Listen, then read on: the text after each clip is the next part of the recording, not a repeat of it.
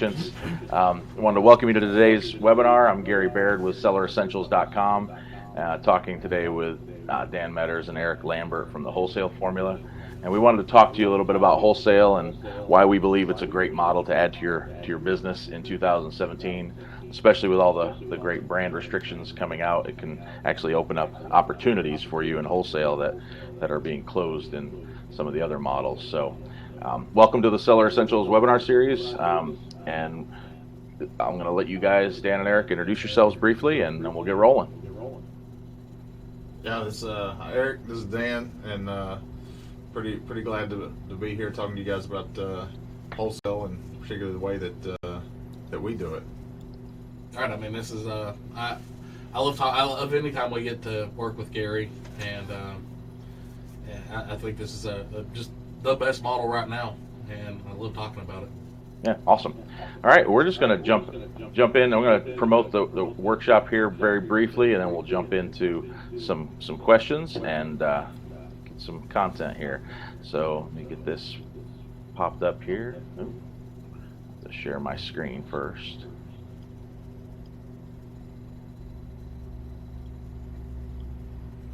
Wake up, buddy. All right, is everybody seeing that? The banner there. All right, selleressentials.com/wholesale will get you to the free wholesale training that Dan and Eric are offering so generously. And if you want to go check that out, you can either type that in, copy that URL down and type it in, or to the right-hand side of the webinar screen throughout the webinar, you should see a little advertisement on the right-hand side for the webinar. You can just click that and it'll take you to the same place. So, all right. Let's get that.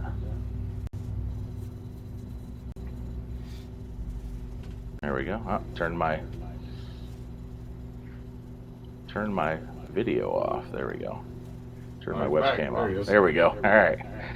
First time using Webinar Jam. We switched programs here, so a little glitch here and there. All right, so just want to jump into the questions since we've only got a short time here. So first one is, can you give us a quick rundown of how you guys got started on Amazon, how you got started with wholesale, and how your Amazon business kind of runs day to day now?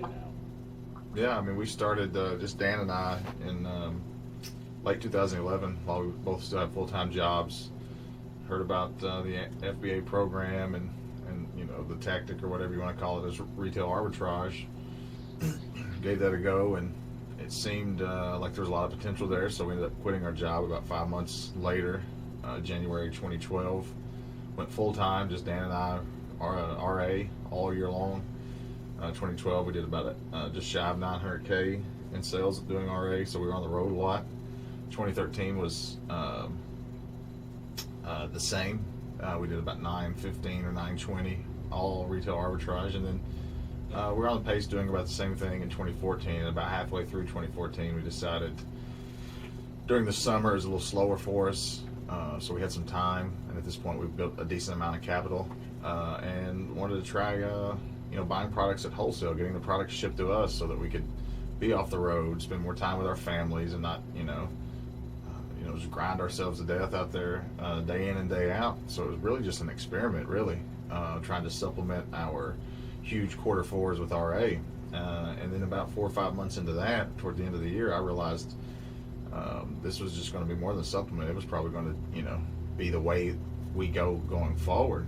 So that was the last time we were heavy into RA. That was Q4 of 2014. Hired a couple employees.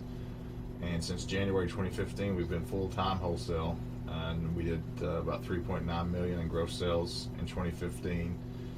Finished up last year, 2016, at about about 7 million in gross sales, and it's all been from wholesale. And we really felt like it couldn't be at a better time. I mean, with brand gating restrictions and some of these things that people are, you know, struggling with RA and OA and these other models.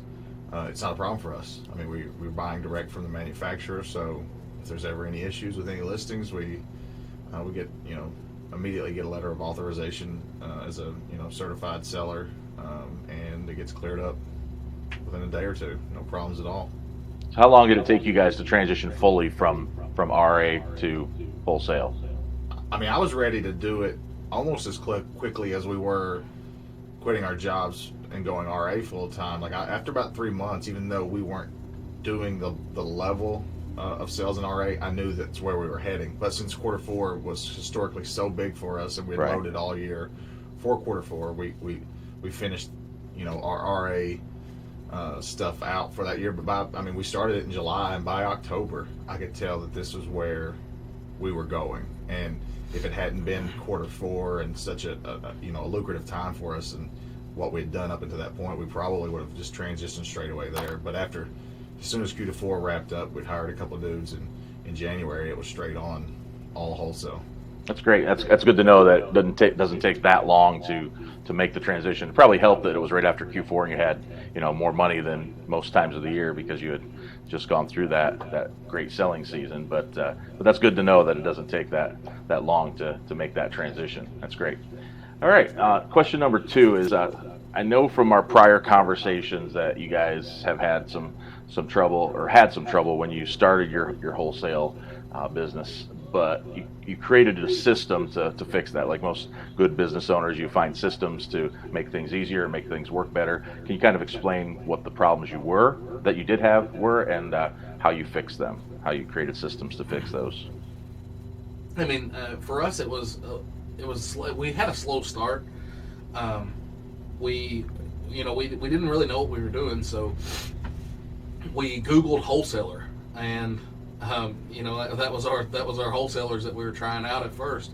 And we didn't know a lot of the software options, so we got those gigantic catalogs, and we're trying to go through those a line at a time. And it's just never, it was one of those things where it's like, I wonder how anybody ever gets anything done.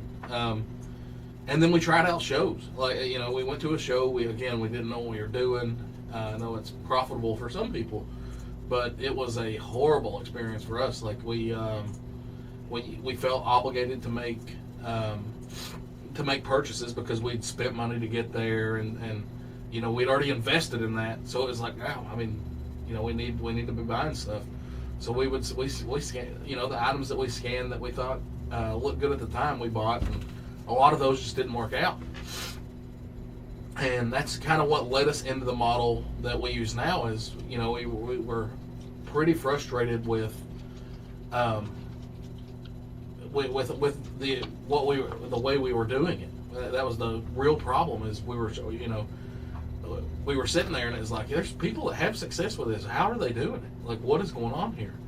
And the way we figured out that you could work directly with a manufacturer is like, I was sitting there talking to Eric, and I was like, I wish we could just carry this product. And it's like one of the products up on our screen, and it's just this one thing. I wonder how you buy it.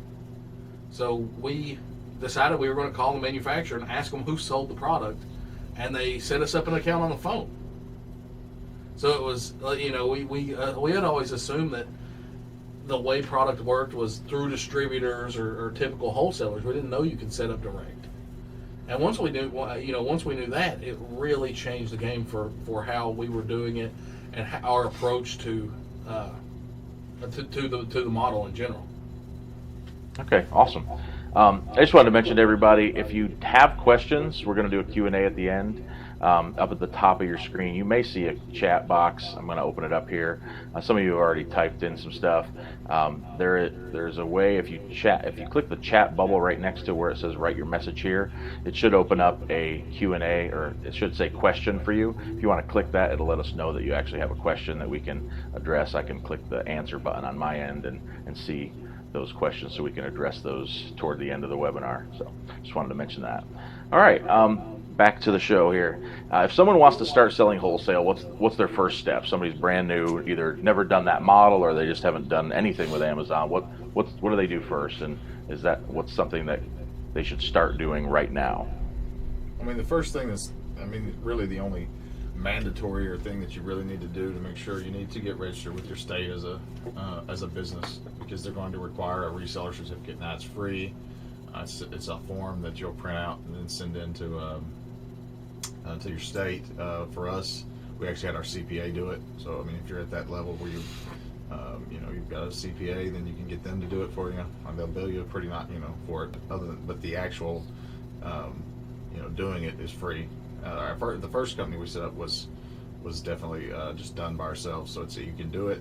And then after that, it's once you watch these workshop videos, you'll understand how we search, research, and look for products, and you can spend your time emulating that on Amazon, looking around the same way, reverse sourcing as we do it, and start looking for some leads, start figuring out the kind of products that we target, and maybe some start looking at some that resonate with you, because that's always a good place to start.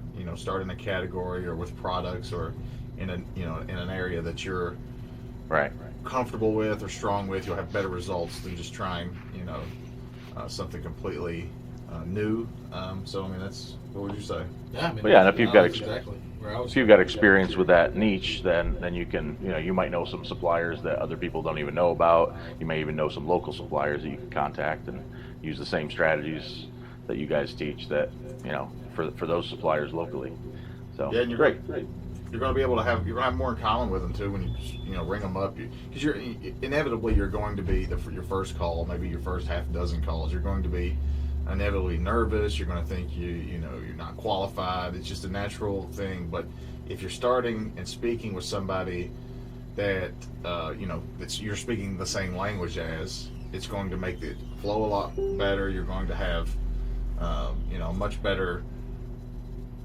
It's going to be easier. That's going to be one less thing for you to be concerned about, and put you at ease. And then Sure. once you get that experience, it's going to be second nature to you. So would you suggest that me and Gary start with, let's say, hair care products? Yeah, I would start with maybe some shampoo, hair styling gel. You guys look like you could really sell that. That's probably a pretty good spot. All right, we'll get right on that. All right, so most people, you mentioned the EIN and the tax ID number. If you are already doing RA, you should already have that set up. So that step's kind of out of the way, and that's just a matter of watching the videos and taking action on what you guys are teaching.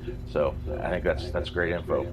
All right, I know one big question that a lot of people have is how much money do I need to get started doing wholesale? It seems kind of imposing, whereas I can go to the store and pay $20 for some stuff at a thrift store and sell it on Amazon. I think people think that there's this huge monetary commitment for wholesale. Can you speak to that a little bit? Yeah, I mean, I don't think it's a huge monetary commitment. I mean, it is different than RA or thrifting. We always suggest that people have about $2,000 to $4,000 at a minimum to get started with wholesale, and I feel like that number is actually a good number to give them some flexibility in their business. One of the things that we found is that most of the common minimum orders are about $500. So if you look at it from that perspective, and having $2,000 or in that range, $2,000 to $4,000. Obviously, if you have more, you can scale more quickly. But if you have $2,000 to $4,000, that gives you a little flexibility in the amount of products you can buy, and the different products you can be looking at. And I think over time, if you're targeting the right products, like whether you make a mistake on that first one or not, like the return with wholesale is very quick. If you're targeting the products that we target. Right. It's very quick, and you let's say worst case scenario, you may have lost like 5% on a product, but it's back in a month. You're able to do it again, and that's why I think that having the opportunity to be able to do that with 3 or 4 products is a great thing. I mean, it'll give you the flexibility you need to actually succeed. Right. Okay. Yeah. I mean, even if you and this happens with wholesale or arbitrage or any model, honestly. I mean, you're going to take some chances on some products. You do the research. You pick the best products you can, and then if you find one winner out of 4, then you've got that one winner. Then you do 4 more and find another winner and just keep building on that. So I think that's important. I mean, not everything's going to be that home run, and I think sometimes people get stuck on overanalyzing things and looking for that diamond in the rough. Yeah, I mean, it's really for us. People do it. I have found some great products. Some of our students or what have you. But as of a couple months ago, even with the volume that we do, our highest selling SKU was only like $17,000 in a month. I mean, and and we did something like 650K in that month. So you can see what a small percentage even our top performing one is. We just build over time, and that's what allows scalability, because these are all replenishable.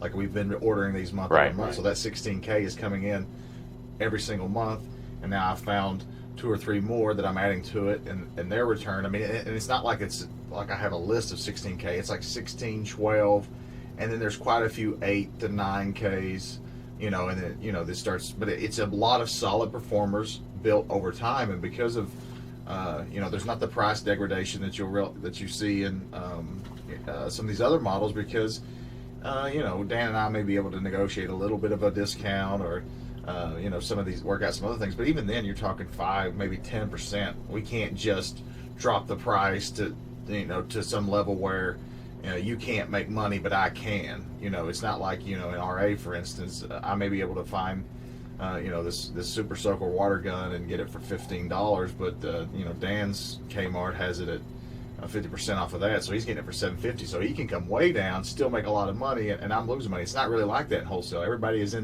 playing on about equal footing. There's a little play here and there. So because there's not the race to the bottom, there's not price dropping, we're able to continue to restock those month over month and just continue to build. So I mean, our portfolio at this point is just amassing products over the course of time, and that's what allows the growth that we've had. Kind of like that when you hear that stock market investing advice. You invest, and eventually that peaks toward the end when you built up enough momentum. It sounds like what you guys are doing. That's great to hear. You guys are going that wide too, that you're not relying on a few home run products that you just happened upon. I'd love to have some. Yeah. I mean, I'd love to have Sure. one that's bringing me $50K a month and this, that, and the other. The key is, if you do find it, that's great. Just don't stop. Don't just sit back and rest on your laurels, so to speak. Just go find you some more performers. But yeah, I think that's a pretty good indication of of how we operate and the kind of products and that we carry and how we built it. Awesome. All right. Let's see. Next thing I wanted to touch on was some pain points that I know you guys have experienced and then figured out how to solve. The first one is, a lot of people get discouraged with wholesale because almost every company they contact says that they're not taking any more Amazon sellers. But I know you guys have said those are your favorite wholesale accounts to go after and get, which is kind of counterintuitive to most people. So what are you doing differently than others that helps make that your favorite kind of client or kind of business to approach? Most people don't realize how much of an expert they are on Amazon. And they really sell themselves short. That's the thing is, Eric said something to somebody last night, and it was like, wow, this is, walk into a Walmart and say the word FBA. How many people know what it is? Right. Nobody. There's not going to be maybe potentially not even a single person who knows what it is. But we know what that is. We know a lot of stuff about the intricacies of Amazon, right? That makes us valuable to a manufacturer as long as we're willing to use that knowledge. So our approach has been to go to manufacturers, help them identify problems, and then come up with solutions to help their products sell better. And it's just so much different. Most of these manufacturers are getting approached from a strictly transactional perspective, right? It's like people call them, they want to place their order, and they want to hang up the phone, and that's the last time they want to see it, or until they place their next order, right? So where we're able to differentiate is the fact that we come in, we help them identify problems where their product could be improved. We help focus on that relationship. Focus on this is why you need to work with us, because we can help you, and we actually do it. That's the thing is once you get in the door, do it, and then you have a great reference for your next one. So it sounds really easy because the stuff we're doing to help these guys isn't rocket science. Like it's not complex. Every single person. But to the manufacturers, it may as well be. Right. I mean, because they have. Yeah, I think that's a huge point that people don't realize is once you know a little bit about FBA, you know 100 times more than people who've never heard of it, which is probably the majority of manufacturers. That's right. Right. So I mean, our goal is to position ourselves as their Amazon expert and help them solve their problems. So it's we're doing stuff like if their title's wonky, we'll fix their title. Again, that how much time does that take? It takes absolutely no time. Super easy too. Yeah, I see some horrible titles too, man, out there. Here's Abbreviations and just terrible. Here's the funny thing about that. If you look, I imagine if you just started tracking today, and you looked at these following criteria. If you looked at title, pictures, bullets, description. If you looked at that, I would imagine that 85% of products are deficient on Amazon. Sure. In one of those areas. And every time you see something that is deficient, that's an opportunity. So that's the approach we're taking. Is we're trying to help them help them optimize and help them grow in the marketplace. Yeah, well, and I mean, I think what you're offering them is really a chance for their business to do more profit. And not only are you helping them in the sense that you're, helping their brand to be presented in a better light, but you're also making them more money in the end. And they probably don't get that from a lot of people who contact them. Hey, we want to help you to sell more product. So I'm sure that goes a long way toward building that relationship you were talking about. And more importantly, I mean, probably more importantly than just making profit today, I mean, when you tell them that we're going to try to bring your brand to the forefront on the fastest growing marketplace there is, not just e-commerce, just e-commerce in general. Like, you don't want to get buried, by your competition and become, with the Amazon search engine, it rewards products that convert and sell. So like if we've got you at the up at the front and relevant to the search terms today, it will continue to perpetuate itself. And so as the marketplace grows, you'll still be in front of even more customers and be the most relevant result for more customers. I mean, these are the things that, should excite any partner that we have, any manufacturer that we have. And by doing that with any one of their products, it strengthens their brand so that other products that they're selling on Amazon, even if you're not carrying those, it's going to extend to those as well when people see the also bought nows and all that stuff. So that's great. All right. Another pain point that we hear people experience is, and I know you guys experienced it some when you started, was that they say every product I find has no profit in it. I don't know how people are making money with wholesale. What are they doing wrong, and how did you guys address that when you came across that problem? Here's the thing. First off, if you can look at the history of a product, right? If you see that somebody's been selling this product for 6 months and it's been at the same level, do you think it's reasonable that person's losing money? And the answer is no. I mean, here's the thing: most people don't want to lose money. Like they may be able to operate a little more thin than you, but they're not trying to lose money. So when you get that price sheet, it doesn't make sense. Like there's no money there. Like, and you look and you say, this is not, the product's not being dumped. It's been consistent. Like that means there's an opportunity. And the thing is most people are afraid to ask for a discount. And that's usually what it takes. Like that, almost every time. If you ask for a discount or ask what kind of volume discounts are available, or if they have any different pricing tiers, they can give you a different sheet of pricing, and and maybe that doesn't get you there either. But at least you're moving in the right direction. For us, negotiation is one of the most important skills. I think it is probably, it's definitely one of the top 3 most important skills in wholesale in general.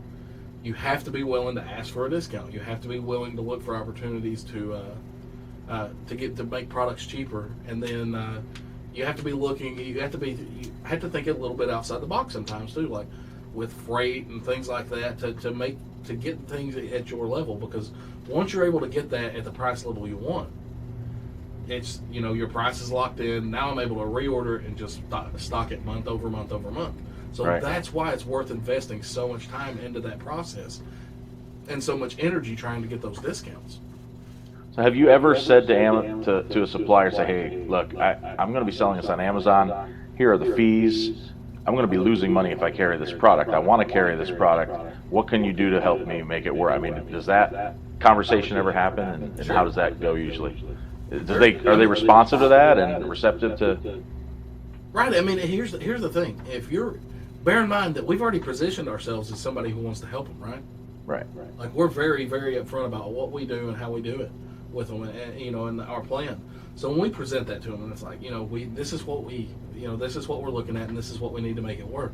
They're a lot. I promise you, they're a lot more receptive in trying to make it work for us than some guy who just calls up and tries to place an order. Right. I mean, Right. it's different from if your first point of contact talk to them is just browbeating them straight away to lower Right. prices. They just But once we've told them that our goal is to help improve their product, their overall sales, their performance on Amazon, but they understand that we're a business too, and we're trying to make money, and we're very upfront. Like you said, it's like, hey, this is what we're going to clear on this product when we sell it. Like, you can understand how these margins aren't going to, I'm not going to be able to carry them to that. Can we, maybe at say $11 instead of $13.50, this is something where we can both make money, because I plan on improving the sales and making this sell more and be more relevant on Amazon. So yeah, it's certainly something we've definitely done. That's good to hear. I mean, I think for everybody that you've had success with that, because sometimes people see that price sheet. You don't go into Walmart. Most people don't. I do. If you go into Walmart, you ask for a discount, especially if you're going to buy quantity of something. But from a wholesale perspective, I think that's normal for them for them to to move more product, to lower the price a little bit, to get more product out the door is kind of what they expect. I was just talking to a lady who actually sold directly to Amazon, and she was just selling almost at a break even just to move inventory and keep her people busy and stuff. And I mean, they were ordering like 20,000 units a week from her. So it's that's something that wholesalers are willing to do, and that's a good thing for people just getting started who see those unprofitable items and get discouraged to hear.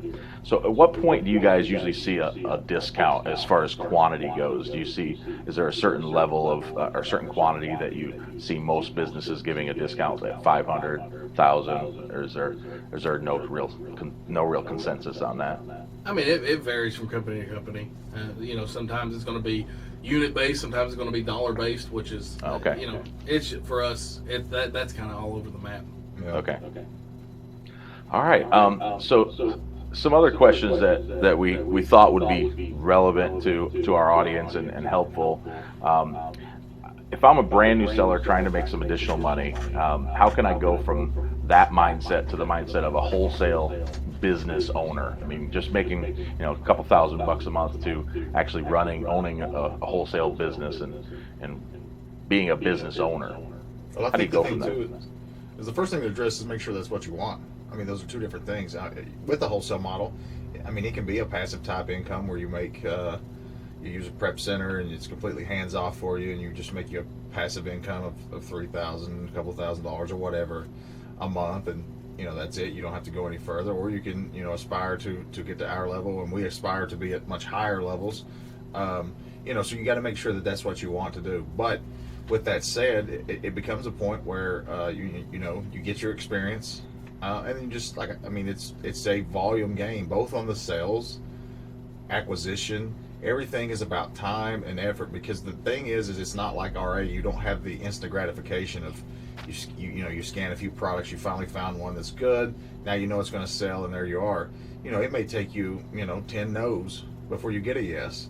Right. But you have to continually understand that when you get a yes, we restock upwards of 95% of our SKUs. I mean, I know somebody that kind of asked or said something about how many SKUs we currently stock, and it's around 600 in stock now, with about 700 and maybe 700 that we actively restock.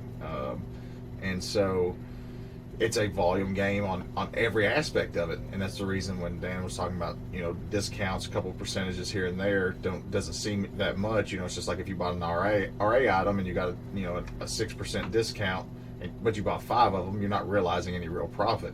But now when you're selling 150 of these, 200 of these a month, 12 months a year, it starts affecting your bottom line. And it's the way it's a reframe of your mindset. It becomes, you have to understand that it takes time to put in, a volume, a large amount of time. The return becomes month over month, though. When you get that Right. yes, and you get that product, now you're done. You're in the door there, and you're on to the next one, and you just build this up over time. So it's and it's the same way with a sale too. You're selling hundreds of units rather than tens of units with RA and things. So it's it's a refocus of your mindset, and then just understand the investment that you're in for. And, Dan and I have been, successful and very proud of it. But it didn't happen in 2 weeks. It didn't happen in 2 months. I mean, this is something that has steadily climbed, as you can see with those sales numbers, because the work has been put in. That's great. Yeah, I think I've been victim or been guilty of that mindset. Starting with RA and OA myself. I mean, I would get into a little bit of wholesale, and then I get this huge price sheet and not know what to do with it. This was before all the great tools came out to help you analyze everything. Right. And I'd be like, I could be spending this time going out and buying $2,000 worth of stuff in another hour or two, and just ship it in and it just kind of thinking about it the way you're presenting it makes a lot of sense, because you're looking at the long term, building an actual business rather than just going after that quick buck. So I think that makes a lot of sense for somebody who really does want to move in that direction. Does the wholesale business model require a full-time commitment? If I did want to build this business, what kind of time commitment am I looking at? You said you got to put the work in, so what does that mean? We have a lot. I mean, we have a lot of students who do it very part time. And that's one of the things about it is the way this business works. All the research is done from your computer, right? So anywhere where anywhere where you got an internet connection, you could be doing research, and that you could be doing it.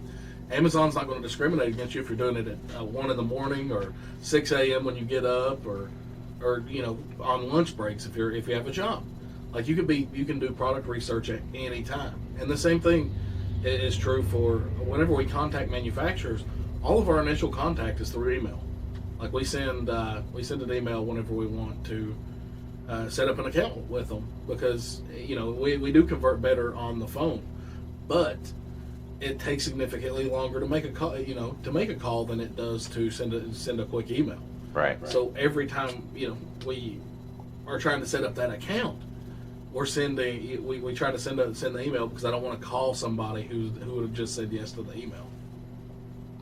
Right. Yeah, that's a good point. I mean, I think you can, with any business model, you can make it as full time as you want it. I mean, most of us started while we were working jobs, and we fit it in where we could, and then when you grow to a point where you're happy and you're stable, then you can move out away from that job if you want to. But and then obviously you can put more time in. I think it probably depends a lot on how much you want to grow, how big you want to be, and there was a time, particularly when we started, you really couldn't dabble in wholesale or try to do that passive stuff that we're talking about, because if they existed, we certainly didn't know them. But prep centers allow you to be really passive with it. Like, you don't have to invest in a wholesale. Like, I mean, and we get into questions sometimes about ROI and what we accept and this and that. And I'll tell you, our margins will be smaller than yours, because I have a facility that I have to constantly process items. I have a warehouse. I have employees. I have things. I have to have product moving.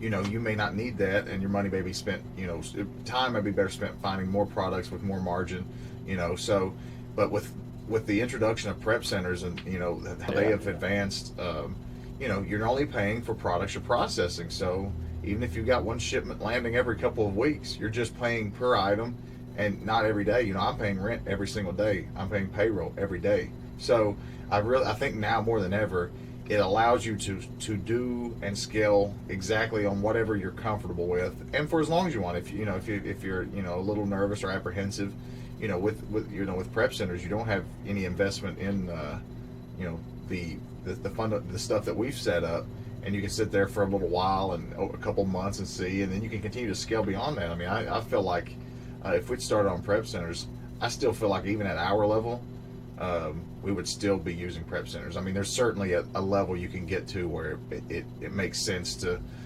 get the big warehouse and employees. But I'll be honest with you, even at the level we're at now, I don't feel like we're above prep center level if we'd started that from the beginning. I mean, we just have too much infrastructure, and I'm actually glad to be an employer and things of that nature now, so I wouldn't just switch straight over.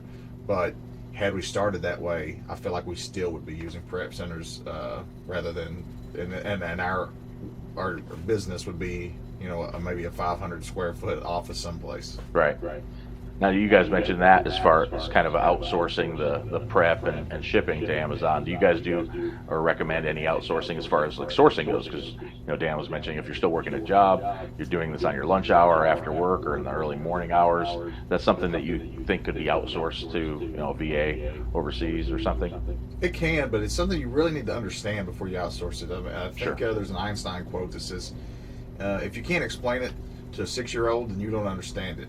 So until you can explain what you're wanting to do and explain the operation, you don't need to be outsourcing, because you won't even have any idea if something goes, what if it is going wrong or anything. So I feel like, yes, it certainly can be, and we do, outsource it between VAs and employees and things of this nature. But it's something that we, understand forwards and backwards, so that we can properly teach, train, and then check in on with a little oversight occasionally. So it certainly can be, but it wouldn't be something I would be expecting to pass off in the first week of trying it. Right. Yeah. So master it yourself, and then Right. ease the new person into it, and gradually remove yourself from the equation as much as possible. All right. So you mentioned ROI, that your ROIs might be a little bit less, and Nancy had a question related to that, so I'll just ask it now. What sort of ROI or profit margins do you have with wholesale? What are you guys looking for when you're looking at products? I mean, like you said, ours is going to be different. Our target's different because our capacity's different. But as a general number, we try to target products that are a 30% plus ROI. And maybe that doesn't work for your business. Maybe you should be targeting 50% or something like that. And whatever applies to your business. It's not because we do 30% that's the right number. Right. Maybe 30% is right for your business. Maybe it just depends. That should be a number that you determine yourself, I think. Yeah, I think that's a great point. I mean, we talk about that. I coach people, and we talk about numbers like that all the time. And for some people, they're willing to take a 20% ROI if they can make 30 or 40 bucks on a unit, because they're making that large chunk of money. Yeah, your average selling price factors in that too. I mean, if you're in a niche that, say, luggage or something like that, you're selling, $200 pieces of luggage, I'm fine making, significantly less, because I'm making $20 and $30 and $40 a pop, rather than, an item that's selling for $40 or $30, So it really just depends. There's a lot of factors, but it's something that, you'll learn as you see, depending on, it'll be based on your capital, your capacity to process items, your time that you have available, all these things, going to factor into it. Yeah, obviously you want the highest ROI possible. I mean, that's Right. everybody's goal, but you do have to kind of come up with your own system and what's going to work for you, for your business model, for the capital you have available. And just have to understand, if you're looking for those higher ROIs, just like with RA and OA or anything, you're going to have to dig a little deeper and work a little harder. All right. Getting some other questions here. Nancy also asked, do you only sell on Amazon, or do you have additional websites where you sell your products? And I'll add to that, do you guys sell on Jet or Walmart or any of those other marketplaces that are now opening up to compete with Amazon? We were going to, and then we really thought about what we wanted to, what is our marketing message? What do we want to portray to the vendors we're working with? And we decided that we wanted to go with a more direct approach on positioning ourselves as a true Amazon expert. The best partner on the best marketplace. I mean, that's what our mission statement generally became. There was a time when we were trying to sell them on the fact that, we could have their product represented on Jet and eBay and Walmart or Sears or Rakuten or whatever.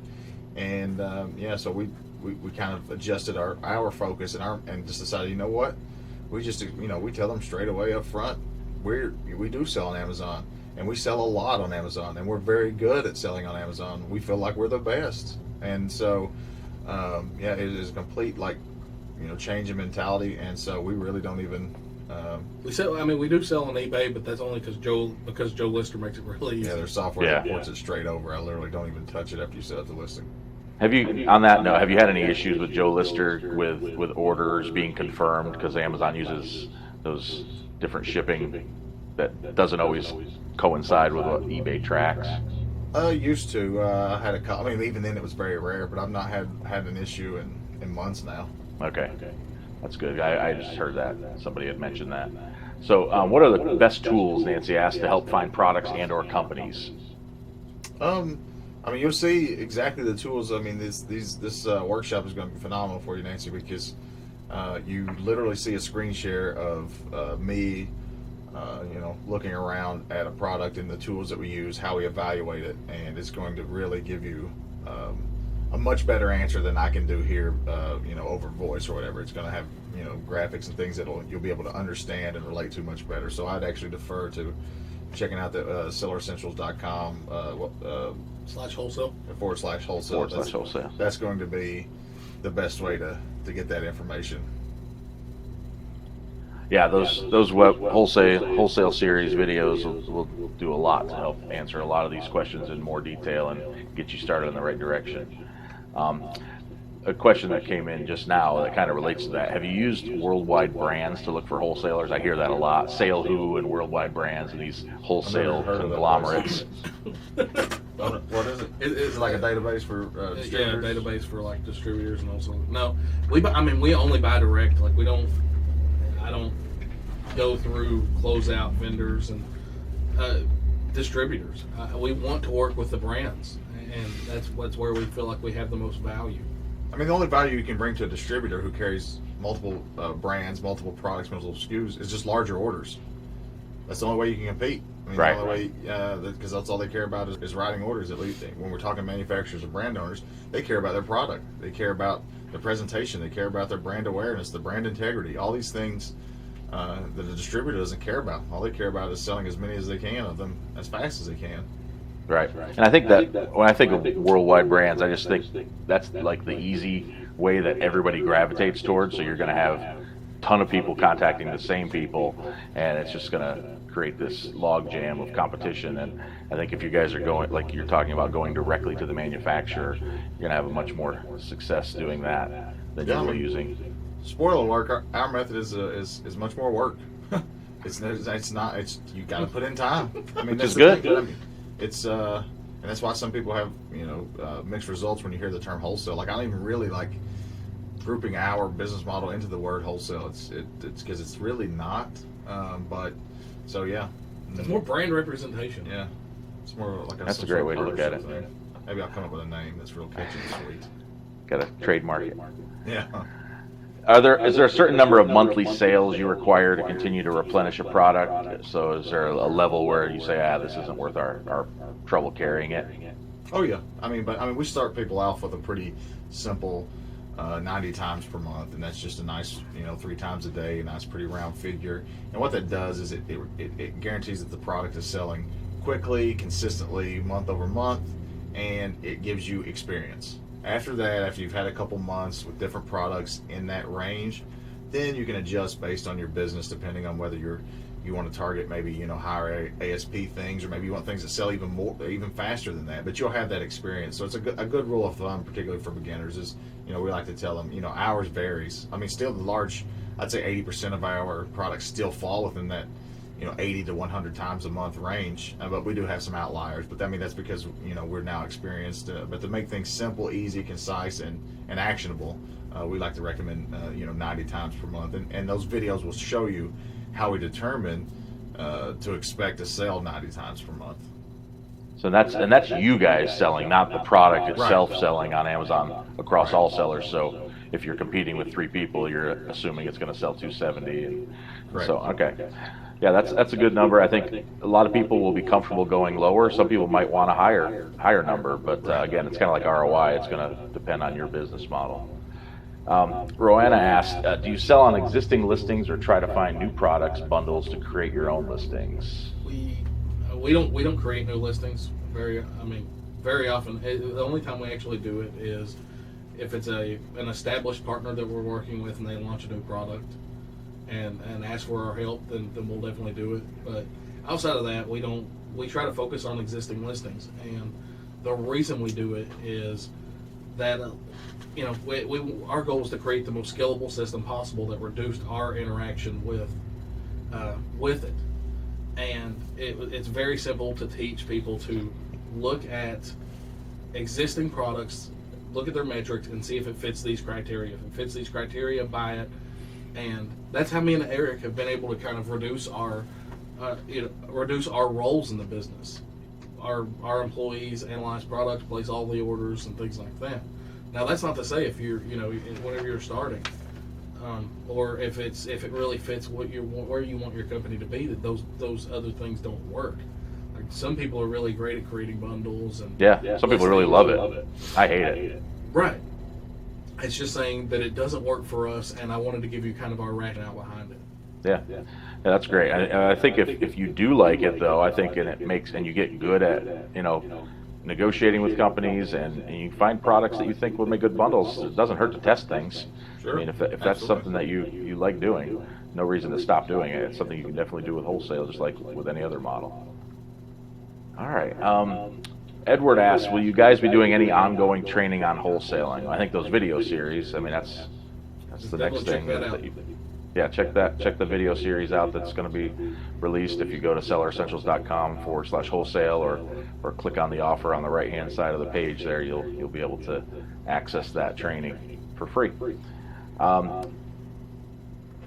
Rick asks, is it advisable for newbies to start wholesaling 2 to 3 products in the same niche or category? In other words, I think he's asking, should you focus on one area first instead of spreading out amongst various niches? Honestly, it's whatever you're comfortable with, I think. Yeah. I mean, ideally, I guess maybe, but I would never let that be a no keep me from, I wouldn't pass over opportunities just to make sure my first 2 or 3 are in the same category. If I just happened to see a product that wasn't in that category, I wouldn't skip it just because, well, they told me to start in the same category. So I mean, I guess in an ideal, perfect situation, but that's the thing too, is like nothing in life or this business or any business is perfect or ideal. You get out there and start swimming, see what happens. I mean, that's kind of how we do it. I mean, I certainly wouldn't order 200 or 300 products in your first month and see what happens with that. But yeah, it's more important to just get the experience. If you follow, the method and formula that we teach you're going to have products that sell really fast, really well, and you'll have the data right there, and you can see the proof of concept, and then to decide where you want to go from there. So yeah, I wouldn't let that stop me from taking action at all. Right. I think that the only thing I could think of that might be a benefit to that is it lets them kind of laser focus their research a little bit to one category, especially if they know a category. That might make more sense for people. All right, and the last question we have is, do you filter by price in your product search? In other words, is there an Amazon selling price that is too low to consider for you guys? I mean, there certainly is, but I mean, it's going to be different than yours. Right. And that's, here's the thing with ASP and stuff like that. Don't let somebody else decide your business.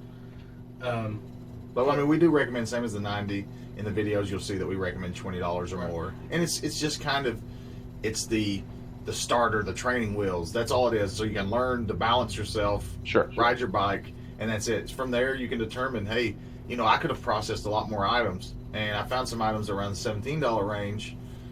I'm going to get those. I mean, that's not a rule. It's just it's a guideline to get you started, just to get you experience safely, get you experience, and then from there you can experiment and see, what capacity your business has and where you kind of need to be. Yeah, I think that's a great point. I mean, to have that baseline of $20, but don't be afraid to go under it, and definitely don't be afraid to go higher. I love the higher priced products personally, but I also, 2 of our best sellers are a product we get for $1.25 and sell for 9 or 8, and then another one that we buy for 3 and sell for 14, and we make great ROI on those items. I mean, it's killer, and it's just not high dollar profit each item, but when you sell 4 or 5 or 6 a day, that adds up, especially if you're doing that with multiple products. So I never get afraid of those lower priced products. All right, well, I really appreciate you guys spending time with us today. I'm sure our audience does as well, and just want to remind everybody here, I'm going to turn my screen share on again. The offer for the free video series, if you want to check that out, selleressentials.com/wholesale. You'll also see that again in the right-hand side of the webinar here. I put that up there, and feel you not see it? Yeah, I saw it. I didn't see you. I mean, your webcam never came back, but yeah, we saw the offer. It was up there. It looked good. Okay. All right. Yeah. This. Oh, there we go. I didn't realize I had to turn my webcam on every single time. All right. So check that out. Thanks, guys. I appreciate you joining us. We'll see you next time. Sounds Absolutely. good. See you, Gary. See ya.